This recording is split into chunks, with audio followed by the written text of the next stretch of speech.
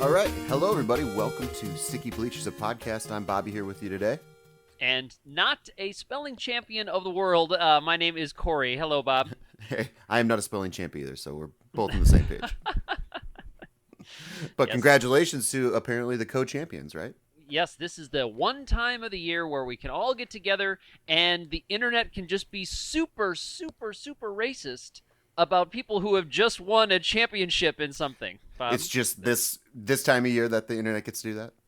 Yes, that's right. This is actually the only week of the year that the internet gets to be racist. Okay. For some reason, they get a pass on this. But yes, I have the news story here. We have news. Beep, beep, beep, beep, beep, beep, beep, beep, beep, beep. Breaking 24 hours later. For the third straight year, and something I did not pull up, Bob, is the complex rules as the Scripps National Spelling Bee. There must be some very arcane rulings here, but for 3 years in a row, the Scripps National Spelling Bee has ended in a two-way tie. We have 5th grader Nihar Janga and 7th grader Jairam Hathwar shared the title this year. After outlasting the 8 other finalists, Janga and Hathwar remain locked, Bob, in heated battle, nailing words like Laiged, Villancico, and Inambu. Wow. Janga had 2 chances to win the trophy outright, but stumbled on 2 words, tetradrachm and ayakahuit. I'm guessing on a lot of these. Finally, after 3 hours of these two, Hathwar earned his share of the trophy by correctly spelling Feldenkrais, and then Janga followed suit by nailing Gesellschaft. Gesellschaft.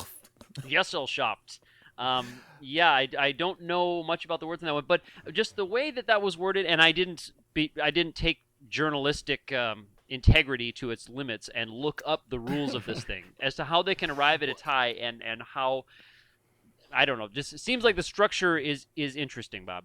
Well, it seems like they could go on for days. So if the one contestant gets the word wrong and the other one gets the word wrong, they still continue to go on, I'm assuming. Is that correct? You know as well as I do, Bob. I gotcha. You and I go back a long way, but one of our passions was not the competitive spelling circuit. No, but no. It wasn't until the great days of ESPN2 that we started paying attention to the spelling bees on national television. The spelling bee and trick shot pool, Bob. That was the 2 sports that I was introduced on ESPN2. But if you want to see, I mentioned the rampant racism there. If you want to just see some racism, go to any sports site that's covering this particular event and just look in the comment section below, and right away you will see all kinds of things about the death of white America. And wow. Yeah, it was unfortunate. Poignant conversation happening in the comment section. Man, it's like this just makes you sad. But are they talking about the Eminem song "White America"? You know what? I bet the people who are angry and quoting "White America" probably don't appreciate Eminem's "White America." It's a great song, though. I'm guessing. I just imagine racists probably are not big Eminem fans. Yeah. But I thought maybe, I don't know, maybe Eminem dropped a new track. I did pull a comment, Bob. You can tell me if this one lands. Had me scratch my head a little bit. Username so funny it hurts, which made me go, ooh, this is going to be a good one. A real zingamabob, if you know what I mean. Here's the comment, Bob. Yeah, you tell me what you think. Tell me if this makes sense. I'll try to read it as coherently as I can. Oh, it's one of those things. Gotcha. I'll try to read it as the punctuation dictates, but here we go. Okay. I always try to figure out why this is considered a sport, as it always shows up on sports feeds, ESPN, etc. And then I have to ask myself to use it in a sentence and ask for the derivation of the word. Okay. Gotcha. Was that okay? Was that I so see funny where it I hurts, see Bob? where they were going. No, it wasn't so funny. It hurts. It kind of crashed I a little didn't bit. think so either. Yeah, he really crashed. I really feel like crashed a little bit of punctuation would have helped that a lot. And, so it's just one sentence, no one, commas or anything. No well, no, there was periods. commas in there. There was commas, but he only used commas. I assume it's a he. I'm sorry. This person only used commas, just to separate the words. But then I asked him to use it in a sentence and asked for a derivation of the word, which I understand that's a thing in the spelling bee. You can ask for a language of origin and derivation of the word and have them use it in a sentence so you can see how it's used. But I feel like that joke just kind of lost its direction. Halfway through, it lost its direction. Yeah, well, I think the jokes in the comment section, that's a difficult platform to make a Yes. joke. It's all about, it's like sending a joke in a text or something. You're relying on the people reading it to actually get it. They Right, have to right, read it with the right. comedic timing that you want. So, when are we going to have voice comments that you can leave? Like the little, you can just leave a Ooh, little voice comment. So that way I you can like get your it. joke across. Anyway, just throwing I, out internet ideas. I like it. Now, one more comment, Bob. This was from a person you might know. After the victory, it was Nihar Janga. He crossed his arms and made the X Oh, after his sports hero Des Bryant. And on Twitter, Des Bryant, the verified account who is at Des Bryant, says hashtag Nihar Janga. You just made my whole day, buddy. Congrats on winning the hashtag Spelling Bee champ.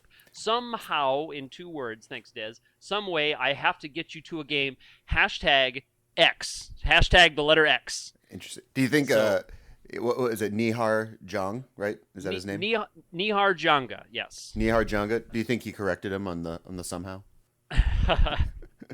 Send Yeah, back a tweet. yes. Do you think Des Bryant was watching the spelling bee, or how do you think he found out about that? Des Bryant? Yeah, do you think he was watching it, like sitting at home watching the spelling bee, or do you think like his manager or agent shot him a text and said, "Hey, that kid on the spelling bee championship just did your X thing."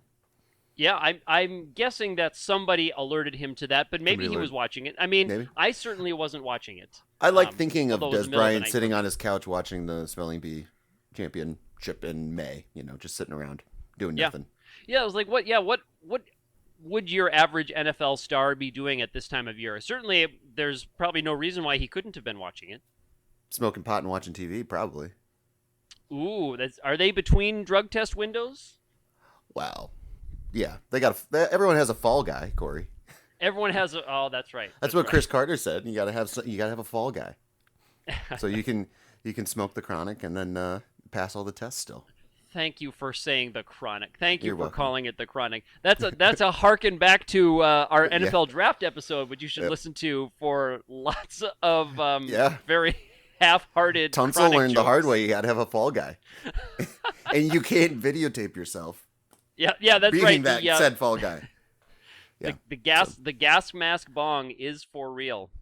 I wonder if there are drug tests in the spelling bee championships, or like See, I don't know. yeah, HGH or whatever drug you can take to become a better speller. It's Maybe well, that maybe it's limitless pill that they can take. yes. Well, I see ads for the limitless pill all the time, Bob, when I'm going to sports sites and researching for our things on the sides. Oh, totally. Limitless pill. Doctors don't want me to know about it, but my goodness, there is a lot of people trying to sell this. What say we start talking about some on the field, on the court sports, Bob? How about it? On the Okay. ice and on the court. Yes, on both the hardwood and the hard water. The same Does that work? stadiums, right? Do The- they use the same stadium sometimes? Yeah, sometimes, yeah, but I think they change the floor. Although it would Yeah. be pretty fun to see a hockey match on just a nicely waxed Well, Boston rollerblade. Gardens floor. Why Ooh, don't yeah, I never understood why we don't do rollerblade hockey, but anyway, Well, we used to in gym class, but I know. we were always in the second gym that they didn't mind ripping up the floor Right, it's true. with the roller skating classes. But who's not playing in any second gym would be the Thunder and the Golden State Warriors, Bob. No, locked in a heated matchup between two colossal teams. It seems like. Colossal teams. I You love like it. that? I You love like it. that? Yes. Well, They are Thunder and the colossal. Warriors. You think like Greek gods and everything. So, Yeah, I know. Yeah. I know. but yeah, I mean, I think the Thunder have kind of shocked everybody by giving it to the Warriors, and the Warriors aren't playing like the team that won 73 games. So it's a tough playoff matchup for sure. But do you think Golden State has a chance to come back here? I mean, they won last night, so Yes, and I think they do. I think they do, Really? and I think they will. interesting. So the next game, do we know it's in Golden State, right? The next game. I am not sure. What am I, a sports broadcaster, Bob? I know. What are right? we? What This are we? is the stuff we Sports should know. commentators? Are we supposed to know what's going on here? I'm sorry. We shouldn't know that, but anyway, the thing is that the Thunder are playing really well, and they only have to win one more game. So that's a big thing if they have momentum going for them. And they really didn't get blown out. I mean, it wasn't like the the Warriors beat them in typical Warrior fashion yesterday, like by 40 points or whatever, raining threes.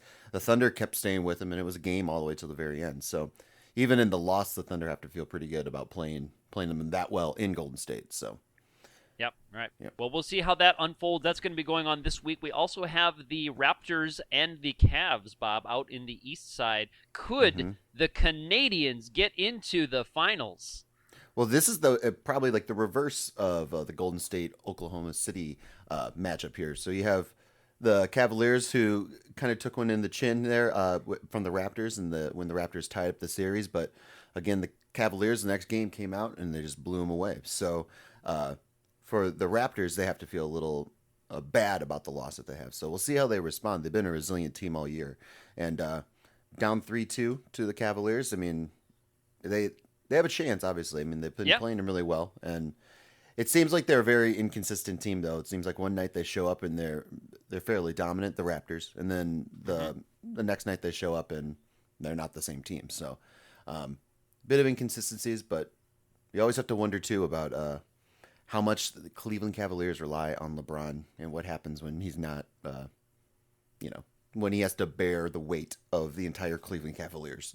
Yes, it's got to be tough. It's got to be. I would love to see what a series would look like that involved Toronto. I mean, I would be curious to see if the fans would be as crazy as they get with hockey, or if they would be as polite as Canadians are so famous.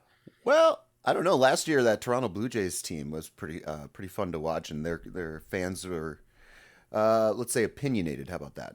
When it came to the playoffs and everything. So I think they can get pretty riled up there. I was gonna say, but the baseball and hockey both have a much longer history in Canada than does pro basketball. But you never don't underestimate the power of Drake in Canada as well. Yeah, so. I know. So is Drake filling the seats with the Raptors? He's the official spokesman, I think, spokesperson for the Toronto Raptors. So he gets to play bandwagon, but he's from Canada, so his heart is always there. Yeah, it's interesting because Drake went down to Miami and was partying with the Heat when LeBron was in Miami, and now that he's back in Cleveland, Drake's gone back up to the Raptors and hung out there. So it's kind of like a bit of a rivalry, I guess, going on between Drake and LeBron. But anyway. Did I tell you about that? I heard some like hardcore gangster rap out of Drake, and I was just that's shocked impossible to know that's what it was. There's no way he could do that. If you're not aware of this, you need to find it, because I was with my younger brother, who is much more plugged into the modern music scene than I. And we were listening to a Spotify playlist, and I heard a gangster rap song that started with like a gun cocking and firing and just violent lyrics. And I was like, "Hey, bro, who's this?" And he said, "Drake." And I was like, "Oh, nice, good." But who is it really? Is it Method Man? What? Yeah. No, I knew it wasn't Method Man. For the record. I don't think anyone that was on Degrassi can be a gangster rap.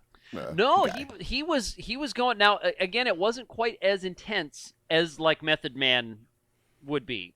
I mean, it was still like it was in a smooth, Drake voice, but just the content wasn't like, "Girl, I'm gonna show you a good time," which I think that's Drake's next #1 hit. You haven't heard that one yet. Girl, I'm gonna that's show you a good time. the unreleased Drake. Yeah, well, it's gonna drop next month. I have early access on that, but this one was like, "Man, I'm gonna shoot you a bunch of times," instead of like "Girl," so that's his following track. But don't tell anybody that I'm dropping these early. Drake would be upset with me. Of course, and you know what happens when Drake's upset with you? He'll pop a cap. He's either going to show me a good time or shoot me a bunch of times. So it depends on what his mood is. That's a good rhyme. You got to tweet him that rhyme. Oh, rhyming time with time. That's good stuff. Yep. Oh man, you're a regular Bill Shakespeare over there. I'm busting it over here. My Irish friend Bob visited Toronto during the first part of their playoff chapter, and I can't remember who or when it was that he was there recently. But he went to a Blue Jays game. He had gone to a Seattle game, and then he was in Toronto later. Yes. And he was so excited about the Seattle game, he had to go to another game because they were telling him, "Oh, the Toronto Blue Jays are so good. You got to go to the game. You got to go to the Toronto game. They're so good. They're going to blow everybody out." And he saw a Rays game. The Rays were in town. Oh. And he said, "But the Rays beat them like gangbusters, so I don't know what everybody was talking about." Yeah, I watched those games. Yeah, the Rays handed it to him. But The Blue Jays are in a tough situation this year. I mean, they had such an incredible run last year in the second half that the expectations, it was like the entire, province of Toronto and all of Canada got behind them and finally cared about baseball. And, uh, and then they expected the same this year, and they're pretty much the same team that they were last year. They started off pretty slow, and they were 500 until second half of the season. That's when they really kicked it in. So, Yeah. everyone relaxed about the Blue Jays. Yeah, to somebody who is not like a baseball fan, lifelong baseball fan, to explain to them that baseball, even if a massively powerful team goes up against almost nobody, any one game could go either way. Depending on a pitcher has an off day, you get a couple of good innings together. If you're an underdog team, in other sports, like American football or other sports, a massively overpowered team is going to win much more often. Yeah, but exactly. Baseball could go either way, so it was kind of cool. Yeah, and that's also fun with the baseball as well, that it takes so long for the season to play out that you have to get used to losing. You have to accept it when it happens, and they always say you just win your series. Win 2 out of 3 and get out of there. So there you go. It's fun. It's very similar to basketball. I mean, that you have dominant teams that can lose any given night. So right. Yeah, so hopefully by the end of next week, Bob, we'll have more answers as to what's going to be going on in the NBA Finals, if we are going to find out for real. Are you still going with your Golden State Toronto Finals prediction? Yes. Vince Carter, rest his soul, is going to be coming back, making it happen. I love it. Okay, cool. All right. All right, so let's go to the from the hardwood to the hard water, Bob. The NHL, and cue the sound of the goal horn going. Or what's the Zamboni music? Don't they have Zamboni music? Well, they probably is like Sweet Georgia Brown or like the Baby Elephant Waltz or something. Yeah, probably. Not the circus music. Yes, just like it's something. Something big and lumbering. That would be your Zamboni. Tweet us your music. best ideas for Zamboni music, please. Yes, yeah, thank you. Tweet us anything, by the way, at twitter.com/Sticky Bleachers, one word, all lowercase, if you care to. Do you want me to pick that up for you? Or Whoa, dropped. We're dropping but yes, things. The Penguins in Game 7 overcome the Lightning, and too bad for the Lightning not getting into the finals, but the Penguins are going to take on San Jose, and that's going to round out, Bob, the Bay Area and having a sports year to remember. They've hosted now all of the biggest things. They've hosted the Super Bowl. They've got the NBA Finals in the last year and maybe again this year, and now the Stanley Cup Finals are going to be coming to the Bay Area. It's quite impressive. I mean, I can't think of another area that's ever done anything like that. Right. I mean, obviously, the Super Bowl, like, part of it is luck because the Super Bowl just happens when it happens and it's scheduled years in advance. So, yeah, it'd be one thing if the 49ers were there, too. That'd be crazy, but I don't think they're Bob, going anywhere. Don't be let's not joke. Seriously. But it's got to be a good sign, though, for the San Francisco Giants, though. Yes, I mean, it's an even year. I mean, they already had that going for them. They've won every even year for the past 3 years. And so, yeah, that's got to be a pretty good sign, wouldn't you think? I would say so. So, did you put money on it? No, I'm not going to put money in. I'm not going to put a prediction. Oh, you want to call Vegas right now and just put some money on the Giants to win the World Series? Yes. Now, I live in a country, Bob, where sports gambling is just legal. I don't have to go to Vegas. I could walk down the street and put my money down.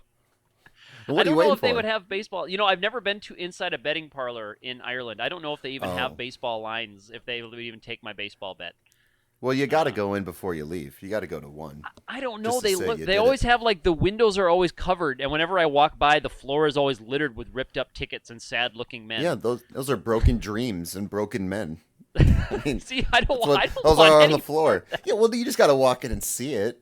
You got to just experience it just to feel it, I guess, man. It's like I don't want to be broken. I like. Oh, you don't have to be broken. You don't have to be broken. You could just go and experience and be like, oh yeah, this is exactly what I thought. It's like going to a dive bar. You're not expecting anything from it other than it to be a dive bar. But at least at a dive bar, like I know what's going on. Like I'm familiar with dive bars. I know I can get a beer. I might get sick from drinking that beer because the taps might be moldy, but I know my risks. A foreign gambling parlor. I don't know. You could just step and peek your head in the door and be like, "Oh, yep, it's exactly what I thought." Oh, see you guys. Bye. Oh, hey, see you later. Oh, I was in the wrong place. Bye. So, we've gone into riffing here, Bob. Does that mean everyone should safely assume that we don't know very much about hockey? We're just I know Sidney Crosby is on the Yeah. Penguins, right? There you So go. who do you There you well go. who you got? You got the Sharks or the Penguins? We have animals fighting in on the hockey. Well, the Sharks biting a hockey stick in half, which I've always thought was like the most BA logo. One of the most BA logos in sports. Yeah. Oh, and they have the great teal color. I believe Yes. they still have the teal color. And I used to have a Sharks hat just because I liked the black and teal. Yeah. So I had a Marlins T-shirt and I had a Carolina Panthers jacket thing and a Sharks hat. So I was like, really liked the teal. I did. I was mixing up all the sports with that teal because it was the first Marlins logo. Do you remember from the 90s when they was the F with the fish? And they they weren't to the tropical pastel color now. It was like they're teal and black. No. I liked the Florida Marlins look. That was nice. I'm not a huge fan of the Miami Marlins look, but that old Florida Marlins, I don't know. I like the teal color, so. All right. Now, back to it. Are you going with the Pens? So I know enough that they call them the Pens sometimes. I know, right? Yeah, they do. Well, because Penguins, it's not as intimidating as Sharks, so. Yeah. But they do have a cool little penguin playing hockey. I mean, he looks. I know, he's got a little not scarf intimidating. on, doesn't he? He looks cute. Yeah, it's like a cute little. Well, he looks penguin, like the guy from the Kid Cuisine box. That's what I think. It's like the little. I think he's the same artist. He has like a little polar bear friend and like a walrus in a top hat and like a penguin with a scarf. Well, if this were happening in the Wild Kingdom, I mean, advantage goes to the Sharks, I would think, right? Yes, I mean, and of course, geographically not very accurate because polar bears and penguins live on different sides of the planet, and walrus. Yeah, and I don't think also. Pittsburgh has a lot of penguins, so it's interesting how they got that name. But maybe they do. I've never been to Pittsburgh. I don't know if they have like a Penguin Bay, but I don't know. If I had to pick a winner, I'll go with the Penguins, the Steel City. How about that? Okay. All right. Well, we're good. So, speaking of championships and notable times in sports, Bob, I pulled out a couple of moments from this week in sports history. A few important moments that would have passed here. We have a few important anniversaries of big events. Yeah. And after that, Bob, I have a quiz for you. Cool. I'm ready. And there's a little bit of connection maybe between the notable moments and the quiz, but here we go. So this week in sports, this is the third week of May. In 1874, Bob, we have the running of the second Preakness Stakes. That is the horse race. William Donahue aboard Culpeper won in 2:56.5, 2 minutes 56 and a half seconds. 1907, Chicago White Sox Ed Walsh no hits the New York Highlanders 8-1 in 5. In a 5-inning game, a 5-inning no-hitter of 1907. It's still a game. It counts. It's an official game. It's an official game. Oh, he must have been happy. I know. Oh, called it. Oh, call for Called darkness. I got a no-hitter, baby. Woo! It's 1907. I assume that's how everybody just talked to each other. Everything was in black and white, and everyone talked like that. That's right. 1925, Babe Ruth is finally out of bed 5 weeks after an ulcer surgery, probably caused by all the whiskey and cigars. Also in 1925, actually on the same day, the Tigers' Ty Cobb is the first to collect 1,000 extra base hits in his career, 1925.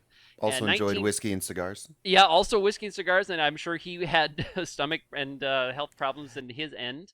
Can you imagine what Ty Cobb would have written in the comments section on the internet? I know. We were just talking about that and I'm gonna mix it up again. Is it Clemens or is it Kurt Schilling? Kurt Schilling. I keep thinking it's Roger Clemens. It's Kurt Roger Schilling. Roger Clemens has not come out not said anything about the transgender bathrooms. So I keep forgetting which Hall of Fame pitcher is the old crank. Roger Clemens just wants to exonerate his name. He doesn't want to tell anybody where they can go to the bathroom.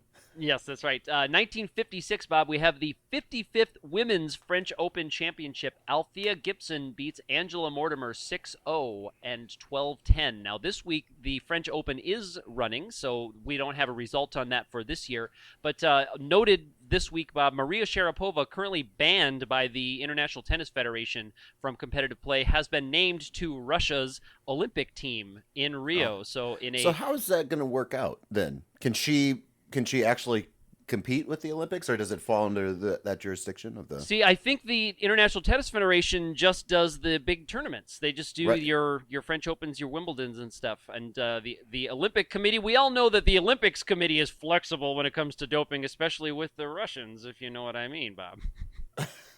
Well, yes, we'll see how they get around the Olympic doping. No, the story I read, in seriousness, Bob, the Russians submitted her name as a competitor with full confidence that by the time the Olympics rolled around, she will have been cleared and what'd she get busted for? Was it HGH or? It was Melba something. Started with an meldonium. Meldonium, I think, is what it was called. And it was a drug that was very recently put on the banned list. So she had been taking it when it was okay to take, and then as of January 1 this year, I'm going by my memory here. It's an androstenedione situation. Yeah, so she just kept taking this thing she'd been taking for a long time. Yes. Despite its change in status, she got busted. She got banned. I do think that's I think that's like a free pass, don't you think? Yeah. I mean, something that wasn't banned and all of a sudden it's banned. I mean, I'm sure there's a lot of banned drugs on there. And yeah, I'm sure there probably is. Should pay attention to it if you're a professional athlete, but still. Right. Continuing on, Bob, 1972, boxer Joe Frazier, TKO's Ron Stander in 5 for the heavyweight boxing title this week. Nice. 1994, noted one of Bob's favorite people in the world, I happen to know, 1994 hockey great Mark Messier scores a natural hat trick for the New York Rangers in Game 6 of the Eastern Conference Finals. And finally, Bob, another one of your favorites, 1990 Philadelphia Phillies retire Mike Schmidt's uniform number. And what number was that, Bob? Do you know? 9? Mike Schmidt was number 20. You're very close. 20. Now, speaking of baseball greats, Bob, let's go on to the quiz, because I know you're a big fan of Mike Schmidt. And is this Mike Schmidt territory here? Mike Schmidt enters into this quiz. It's actually a baseball card quiz, just about baseball cards and baseball card collecting. Now, I happen to know I was a card collector for a short time, and I know, Bob, you also were, probably a different or longer than I, so you have a little bit more of a career in this field. Oh yes, and that's the right word, career. Absolutely. I mean, tell me. Maybe you can preface it. Tell us a little bit about your card collecting career, Bob. What years? What series? The heyday of the late '80s into the early '90s. I mean, I just used to get the box sets and everything, and you could used to be able to buy like a pack of cards or like a box of cards and stuff that all came in the packs and stuff as well. Mm-hmm. So you could. I mean, it was like getting the whole, because like the display cases that they have at trading card places and stuff, and some grocery stores have them. But you can just, I don't know, get a whole box of baseball cards and open them up and see who you got. And then you get the Beckett magazine and you open it up and see how much everybody's worth, and it's fun. Right. All right. Doesn't really happen that much anymore, but it's all fun. right. So you feeling confident about this quiz? I have no confidence in this quiz. No confidence in this quiz. Okay. Well, because I have no idea where it's coming from. Let's get it started. Question 1, Bob. Which of these 3 players started the rookie card craze of the 1980s? Was it Tony Gwynn? Was it Don Mattingly? Or was it Cal Ripken? I'll go Cal Ripken. The answer is Don Mattingly. His 1984 Donruss rookie card was the most sought-after card of the 1980s, sparking the big rookie card craze. Just because of his popularity? I suppose because of his popularity, but it was his 84 Donruss rookie card in particular that was interesting. That was big. Now, I think you'll know this one, Bob. Old Donnie baseball. Which of these 3 players' card has been professionally graded by the Beckett grading service more than any other card in history? So which of these 3 players has had their card graded more? Is it Ken Griffey Jr., Mickey Mantle, or Mark McGwire? Well, that's tough. Because I remember Mark McGwire when he was chasing Roger Maris. Are you familiar with the grading service? Are you familiar with that part of this? Okay. Yep, being graded out. Yeah. Yep, get That's it how you graded get out. your cards to be really, worth something. So That's right. That's right. so during his run, the home runs in the season, I remember his rookie card shot up quite a bit. But Mm-hmm. Ken Griffey Jr. is the kid, and he has always been very popular. And he has a really popular rookie card. It's always the rookie cards that are worth the most. And who was the other? Mickey Mantle. Mickey Mantle was the third choice. I've heard of yes. him. You've heard of him? Yeah, I've heard of him. He was a baseball player. Yes. Noted. I'm gonna go. My first instinct was the kid, so I'll go with Ken Griffey Jr. It is the 1989 Upper Deck Ken Griffey Jr. card. Is the card in particular, Bob? And That's the rookie card. Can you picture the card image? If you can describe Absolutely. that card's image to me, what's it look like? He's facing the camera. He's holding the bat, and he's got his Mariners hat on. It's Well, there pretty, you go. That's right? that's good enough. And this was so iconic, Bob. Even I knew that one right away. I was like, I know that card. I didn't That's a have great- it, but I know. No, that I card. didn't have it either. I'd seen it. There was another rookie card that he had that wasn't worth anything. I think that might have been the Donruss one. But Okay, all right. anyway, Well, you might get this one too, Bob, because this was right in, I think, in our wheelhouse. In 2003, whose game-worn jersey was cut into 2,100 pieces and put into packs of Donruss baseball cards? Was it Barry Bonds, Babe Ruth, or Mark McGwire again? So this is 2003, game-worn jersey, Barry Bonds, Babe Ruth, or Mark McGwire? I will go. Man, that's a tough one. Mm. It's that right time frame where it could have been anybody. It's hard to imagine them cutting up Babe Ruth's jersey and then just putting it in packs of cards. So I'll go Barry Bonds. I'll go Barry Bonds. Actually, you should have gone with your gut, Bob. It was Babe Ruth. Really? Donruss Interesting. spent more than $250,000 on a Yankees home jersey that Ruth had worn in 1925, one of cut it just all 3 up. known to exist, and then they cut it into pieces to stick in their packs of cards. I have one that an A-Rod game worn jersey and a card. That's as close as I got. It's not worth probably nearly as much. Yes, and that was interesting. I wouldn't have gone with that one either, because, why would No. you destroy that? But whatever you do Yeah. to sell cards. All right, here's the next one, Bob. Yeah. Which Especially in slugger 2003. Which slugger from the 1970s reportedly collected as many copies of his own rookie card as possible in hopes of someday having one for each of the home runs that he hit during his career? Was it Jim Rice, Reggie Jackson, or the great Mike Schmidt? As you were reading this, Reggie Jackson just kept popping into my head as someone that would do something like this. So I'm going to go Reggie Jackson. Reggie Jackson is correct. According to his Yes. old hobby rumors, Jackson planned to acquire 563 rookie cards, one for each home run, and then sign them upon his induction into the Hall of Fame. That was his plan. What a character. I don't know if he ever completed that. I should have looked that one up, maybe. But I don't know. Is he a Hall of Famer? Reggie Jackson? He's in Reggie's the Hall one of of Fame. like 3 players that have 500 home runs and I think 3 World Series rings. I think that's the stat, but Okay. crazy. All right. Here's the next one, Bob. Which Oriole eventually fessed up to scrawling the infamous F face obscenity on Billy Ripken's bat before the 1989 Fleer shoot? Was it Brady Anderson, Joe Orzelak, or was it Billy Ripken himself? Well, it was Billy Ripken himself, I believe. Was it? All right, you are correct. After 20 years of silence, though, Bob, it was a mystery. Ripken finally admitted to CNBC sports reporter Darren Rovell that he wrote the obscenity on the bat himself. No, And, I did have that card. I did have Did that you one. find that card? Yeah, 1989 Fleer, Billy Ripken. Anyone who's unfamiliar with that, I won't repeat what's written on the butt of the bat, but I'll let you go Google that and find that one. It's Buck you. It's something like that. Yeah. Yeah. All right, we got 2 more questions here, Bob. Sorry. There we go.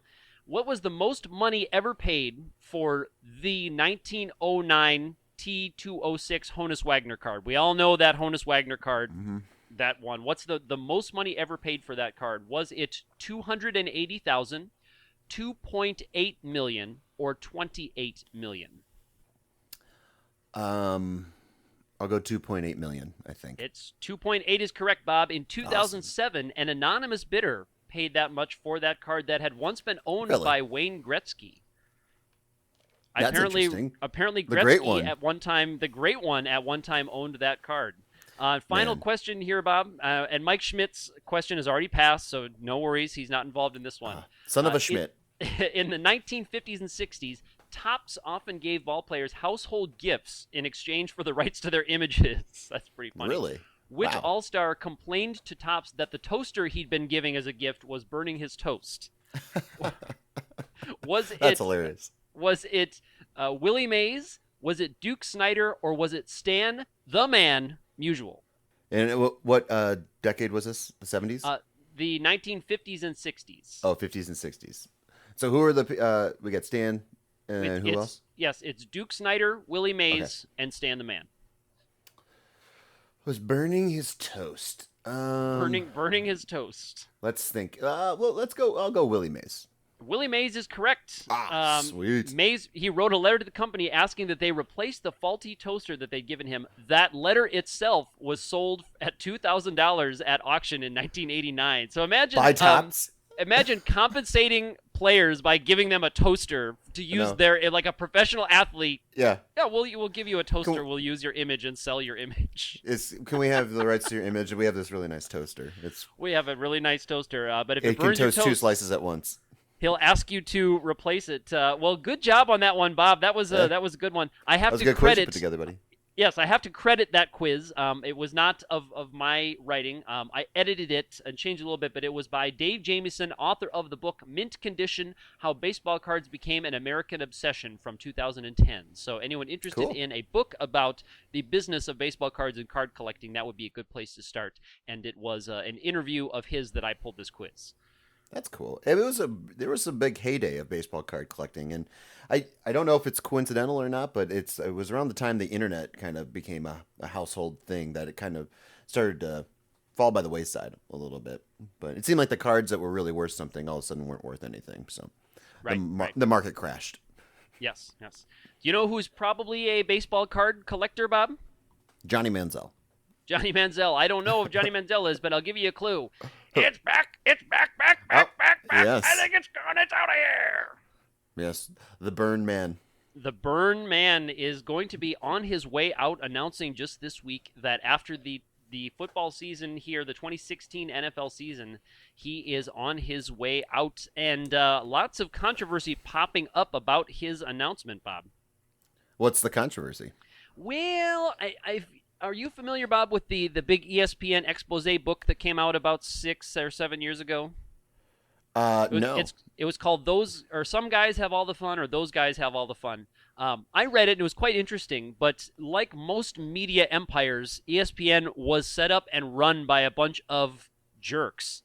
Oh, yeah. Right? Like just cutthroat business people. Mm-hmm. And Berman was on the early train of all that. It was also in its early days, a den of sexism and drugs and iniquity and just really nasty stuff when it was still kind of the wild, wild west on cable. Yeah. So there's lots of, mysteries about Berman's past that people are speculating on. Bunch of skeletons in his closet coming out? Possibly, and that's where, and then it's, comment section is where the skeletons really start to dance, as you know. Well, again, here we have another case of someone announcing their retirement about a year before it's actually going to happen. So we're going to have this whole media blitz for the next year about Chris Berman going away, at least during the NFL season. But anyway, what are some of these skeletons in his closet? So here's a comment from the Swami, and the Swami. Wow. It's got to be good if it's from a Swami, a real Swami. See, and a lot of these is based on rumors. The Swami says his contract is rumored to expire at the end of the NFL season, or he can retire now, or ESPN cannot renew his contract. So he's choosing to say I'm retiring rather than it's the Jay Leno fired. Situation. Yes, he knows that his time at Bristol's at an end. Now, another rumor that is being floated out there is that Disney is kind of the cause for a lot of this, is cost-cutting measures. They're getting rid of the expensive people. They're not renewing the contracts of the most expensive people. And Berman also, he notes, Berman's not doing all that much at ESPN now. He does a couple of events. He's NFL stuff, home run derby, and where else do we see him? He mentions rumors of sexual harassment, does the Swami, but again, who knows? But now with Berman gone, Bob Lay is one of the last original ESPN staff still working there. Bob he doesn't Lay was do one much of the there. ones. No, he does. he does. Oh, Bob Lee. Sorry, yes, he's Outside the Lines. He does Outside the That's Lines. his big one. And then David, also on that article, says ESPN, Lifetime for men. I don't know how people watch it. I mean, I can't watch it. It's just it seems it's so cheesy and it seems very fake. I don't know. I don't need to watch sports in this day and age of the internet. Like you don't need. Why would I watch SportsCenter to get my sports highlights and everything? Well, right, Bob, and like young people, why would young people watch the evening news to get their news? Or why would young people watch a 24-hour news station? Like, I'm going to just turn on CNN and sit here for a couple of hours and just watch CNN. Oh, yeah. If I want to feel like a piece of crap, then I'm going to do that. Well, right, but now that we can pick and choose what news stories we want, we don't need... Young people don't need CNN so much anymore. We might go to CNN.com and then click on their clickbaity listicle.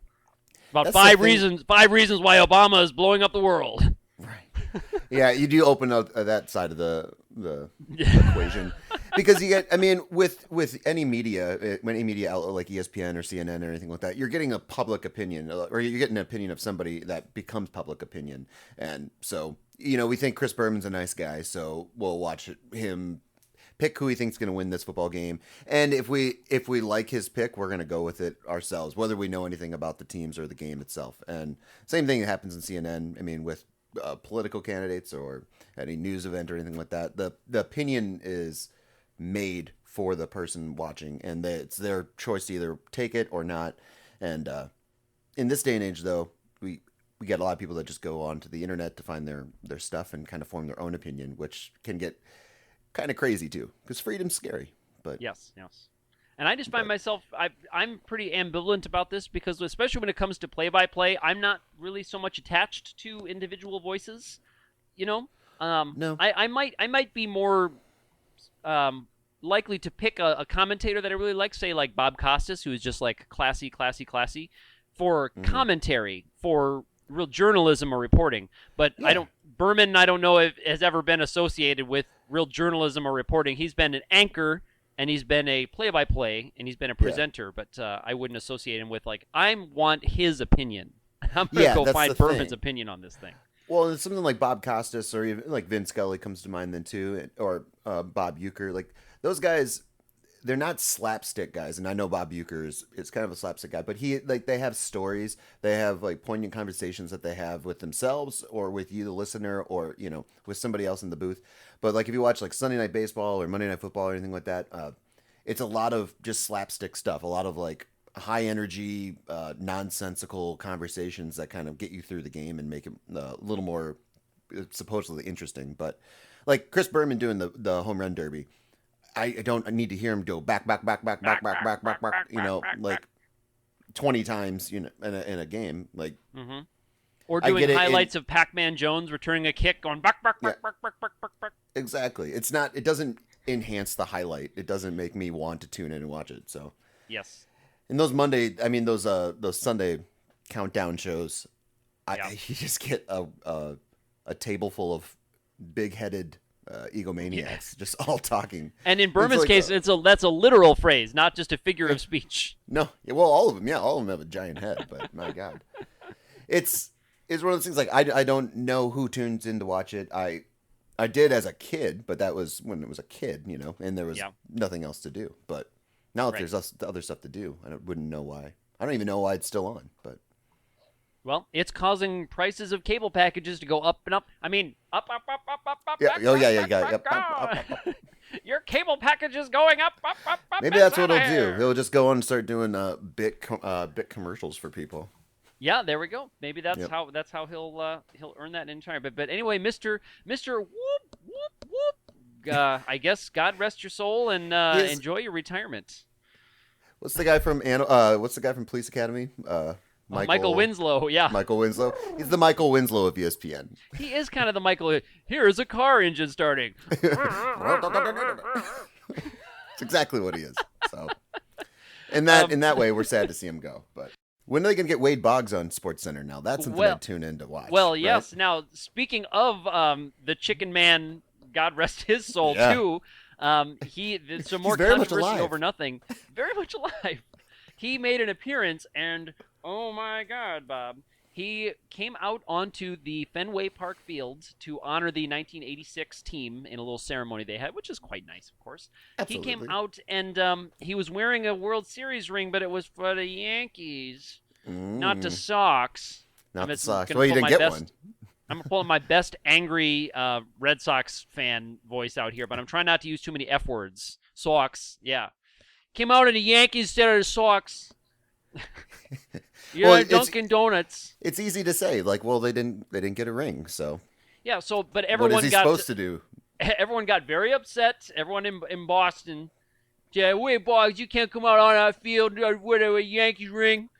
I'm gonna I'm gonna hammer you. It would have been better if he came out in a Yankees jersey. Thinking Yeah, that what they would have done. yeah, I yeah. I So bet he I just bet he had a couple of cold ones and forgot he had his ring on, yes. or So didn't in care. He's Wade yeah, Boggs. in honor of Wade Boggs, a comment that I pulled there, and this is just a beautiful comment, Bob. The username is Pete Carroll is a 9/11 truther. That's the username. He is Yes, and he 9/11 says, truth. "Time to buy a 30-pack and a bucket of chicken. This is really going to disrupt my work schedule this week." Yes. Celebrating Wade Boggs Day. Everyone needs to have. We need to have a National Wade Boggs Day. We shouldn't wait till he passes. We should have a day where you drink 30 beers and eat a bucket of chicken, Oh man. and that's what you do. That's what you Well, do on Wade Boggs Day. someday when we get our live streaming set up on Sticky Bleachers, Bob, we will have to. You and I will Can we sit do there that? and we will split a 30-pack and a bucket of chicken. Well, on- let's just let's on figure screen. out a day that works for Wade Boggs. Maybe Wade Boggs' birthday, probably National Maybe. Wade Boggs Day. Yep. Wade Because Boggs Day. today is National Grape Popsicle Day. So I mean, if we can have National Grape Popsicle Day, then we can have National Wade Boggs Day, right? Grape popsicle day. I'd say Wade Boggs is more important to me than grape popsicles. So Absolutely. when it comes He's to done more for deserving of a America day, than he grape has. popsicles. He really has. What have grape popsicles given us? Diabetes. What Yeah. has Wade Boggs given us? Dingers, Bob. Dingers. and dingers and And- dingers. And all this mythical folklore about all these beers that he can drink on a plane or in general. Now, so we have close to us, we have the Field of Dreams, and there was one of the local casinos put on an all-star dream team event. A bunch of old retired baseball players came out, and I knew the guy that was driving around all the baseball players and stuff, and one of the baseball players was Wade Boggs, and so I had to ask, close enough to the situation. I had to ask, so does he really drink as much as people say he does? And we pulled over as soon as he got off the plane. We pulled into the nearest gas station, and he got a 12-pack and started opening them up there and drinking them all the way to the hotel. And so Nice. it is true that he, at least when he's on vacay, All right. He likes to have cracks back himself, the cold ones. himself a good beer, yeah. On his way out to the But it Field was the of first thing. Dreams. He requested. He's like, I gotta stop at a gas station real quick. Now So that they would have stopped, and been he picked up a 12 yeah. pack. Was Pete Rose also in the van at the time? Like that, I would have liked to have been a fly on the wall of that van. Well, Pete Rose was supposed to be, and he canceled last minute due to anxiety, I believe is what his cause was. So, but then he was in Cincinnati doing something with the Reds that weekend as well. But He got a Yeah. better deal. Someone offered him more Mhm. money to do yeah, a right. Reds That's appearance exactly it. Yep. because he is all about the money. He's these all days. about the money. He is all about the money. You He can go didn't to charge Las me for a Vegas and handshake, get though. That anything was nice. signed by Pete Rose. You got to pay him cash directly, though. Yep. Yeah, he doesn't take credit cards either. Too many paper Yeah. trails. Well, of But course, yeah. of course. But we got to get National Wade Boggs Day. We'll get on that. Hashtag National Wade Boggs Day. All right, well, let's see if we can make that happen, Bob. How about before we wrap up, a little update from the world of competitive video game speedruns, and then we'll put a cap on this one.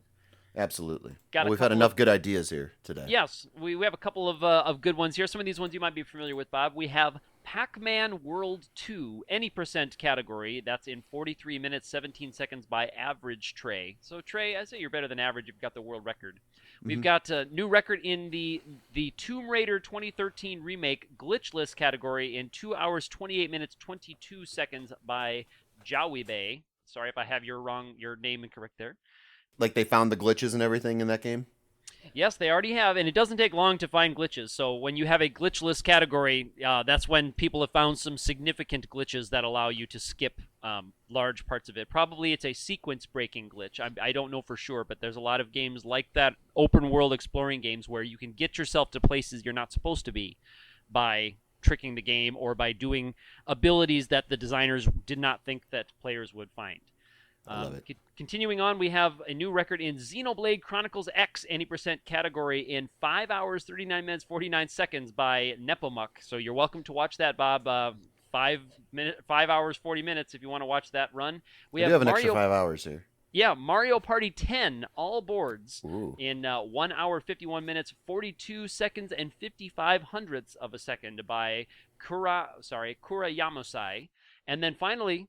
what platform do they make Mario Party on still? Mario Party 10. I don't know what platform Mario Party 10. If that's the newest one, it's probably on the Wii U platform. I don't know if that's the newest one. I played, I think, the first 2 or 3 on N64. Right. That's what I remember Mario Party. And I wrecked my hand and I wrecked my friend's controllers with that first one. Anyone who's familiar, Bob's laughing like he knows what I'm talking about. That's a control wrecker game there. It really was. It really is. I mean, N64 controllers, working ones, are actually in rather short supply these days because of that game, because the joystick just was crushed. If anyone's too young to have played those old ones, there were several games in Mario Party 1 and 2 and 3 maybe that required you to spin the joystick in a circular motion. And the fastest way, of course, to do that was to put the joystick, if you can imagine, put the joystick on your palm and spin your hand against the controller. Now, that, of course, tore the flesh of your hand, but it also just really, really was hard on the internal mechanics of those, which I think were there was elastic bands in there that kept the joystick centered, and they just kind of got stretched out beyond belief with that. So they'd a lot fall of to a side then. Yeah, and then there would be bits of torn skin underneath the controller. So if you it's amazing though that the joystick itself actually remained as intact as it did. It didn't pop off or anything. Right, but the internal components were just crushed. Yeah. Internally fine, but externally they were doing solid. Yes, and finally, Bob, a game that's based on a movie that I know you like, Hook for Super Nintendo. Oh, that's a tough game.